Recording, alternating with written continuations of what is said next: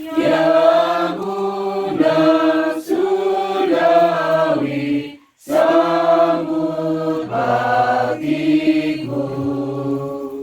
Ini ku haturkan doa padamu.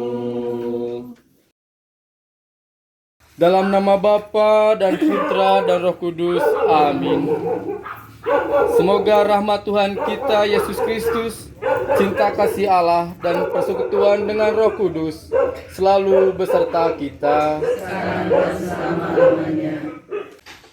Saudara-saudara yang terkasih, setelah kita mendengarkan sabda Tuhan tentang teguran Yesus kepada orang-orang yang mencari Dia karena mereka mencari Yesus untuk langsung ramai aja, biar cepat ramai. Biar cepat.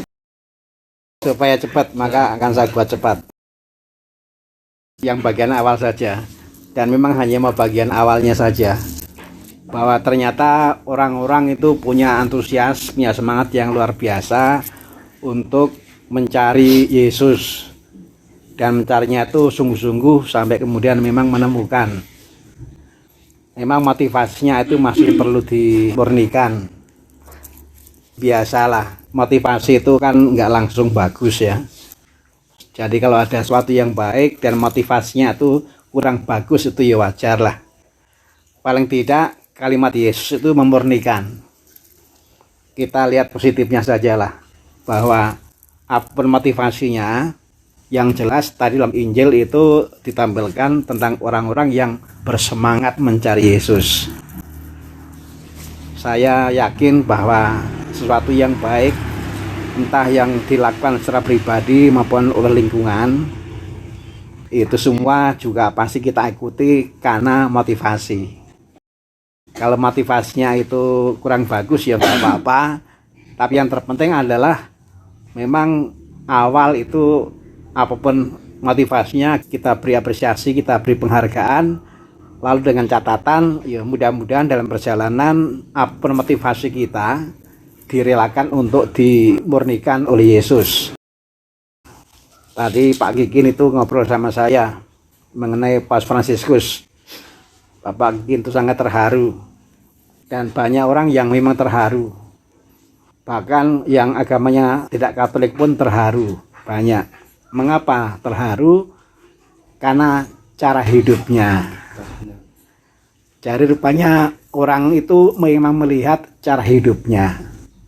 Nah, mengapa Bapak Suci cara hidupnya itu membuat orang terharu, membuat orang tersentuh? Karena Bapak Suci itu menghidupi betul yang diajarkan, yang dihidupi oleh Yesus. Mudah-mudahan kegiatan kita apapun, entah pribadi, entah bersama, entah yang diadakan oleh lingkungan maupun yang diadakan oleh keluarga, itu juga dalam rangka ujungnya membantu kita untuk menghidupi apa yang diajarkan oleh Yesus. Nah, malam hari ini kita mau berdoa rosario. Kalau kita perhatikan doa rosario itu sebenarnya kita bersama Bunda Maria merenungkan Yesus. Dalam doa rosario itu kan ada peristiwa-peristiwa kan. Hari ini peristiwa apa? Gembira. Peristiwa gembira. Ada peristiwa gembira, ada peristiwa sedih, ada peristiwa mulia, ada peristiwa terang. Apapun peristiwanya, semuanya itu adalah tentang Yesus. Mungkin baik kalau nanti malam sebelum tidur kita merenungkan peristiwa gembira.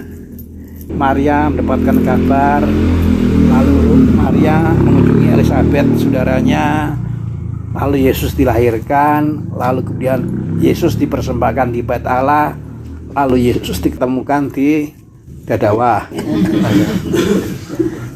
Semua itu tentang Yesus.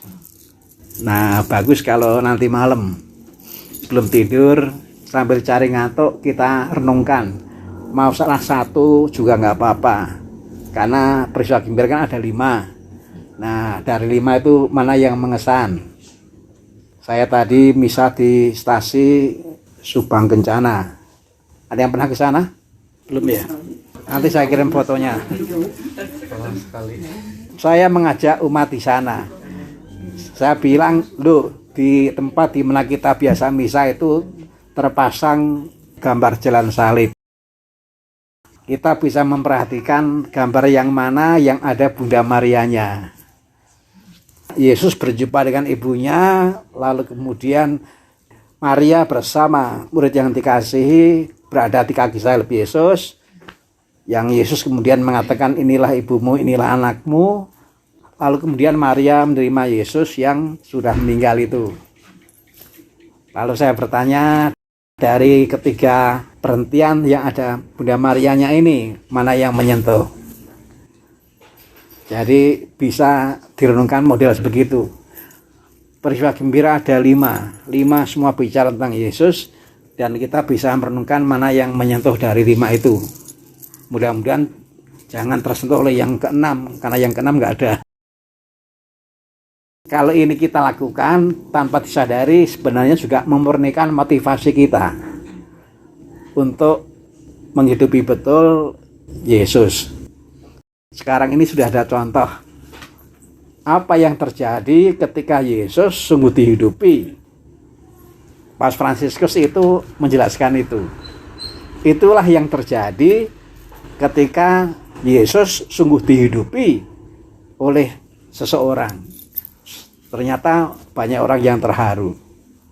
Saya yakin meskipun kita nggak menjadi paus, tapi kalau kita betul-betul menghidupi Yesus, maka siapapun yang melihat kita dimanapun, diam-diam dia akan mengatakan, wah, orang ini hebat, orang ini terharu, meskipun mengatakannya dalam hati. Saya percaya doa yang kita tekuni akan membantu kita untuk seperti itu. Sosok yang membuat orang terharu karena kita menghidupi Yesus. Tuhan berkati. Santa Maria, ora pro nobis. Santa Maria, ora pro nobis. Santa Maria, ora pro nobis. Santa Maria, ora pro nobis.